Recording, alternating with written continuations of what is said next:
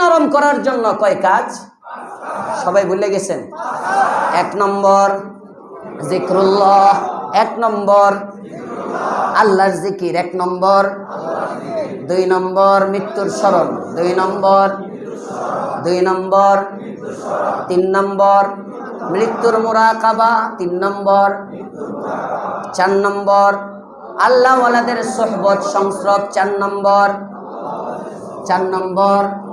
আল্লাহ ওয়ালাদের সোহবত, 5 নম্বর ইত্তেবায়ে সুন্নাত, 5 নম্বর করব ইনশাআল্লাহ।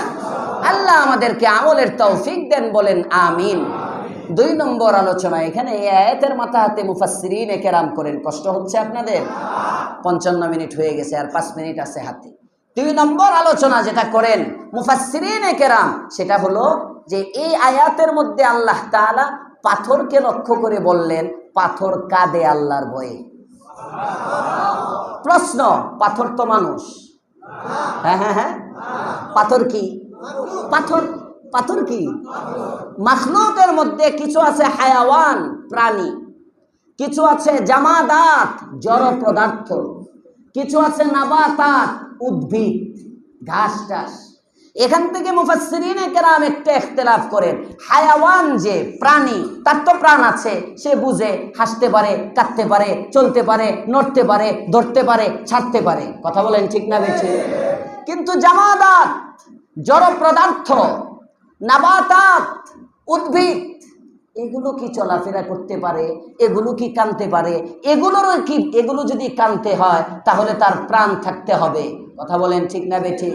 মূল ইখতিলাফ, হায়াওয়ানের তো প্রাণ আছে, নাবাতাত এবং উদ্ভিদের প্রাণ আছে কিনা, এগুলোরও কি প্রাণ আছে কিনা, জড় পদার্থর প্রাণ আছে কিনা, এই আয়াতকে দলিল হিসাবে ব্যবহার করে মুফাসসিরিনে কেরাম বলেন, হ্যাঁ, জড় পদার্থেরও প্রাণ আছে, তারাও আল্লাহর বান্দা।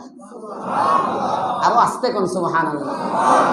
এই কথাটা আরিফে রুমিও বলছেন, খাকবাদ আবু আতশ বান্দান, খাকবাদ আবু আতশ বান্দান, বামানা তো মুর্দাবা হক জিন্দান, বামানা তো মুর্দাবা হক জিন্দান। ও দুনিয়ার মানুষ, তোমার দৃষ্টিতে যে বাতাসটাকে বাতাস মনে হয়, তোমার দৃষ্টিতে যে পানিটাকে পানি মনে হয়, তোমার দৃষ্টিতে যে আগুনটাকে আগুন মনে হয়, তোমার কাছে মনে হয় আগুনের প্রাণ নাই, তোমার কাছে মনে হয় বাতাসের প্রাণ নাই, তোমার কাছে মনে হয় পানির কোনো প্রাণ নাই। কিন্তু আমি আল্লাহ তাআলা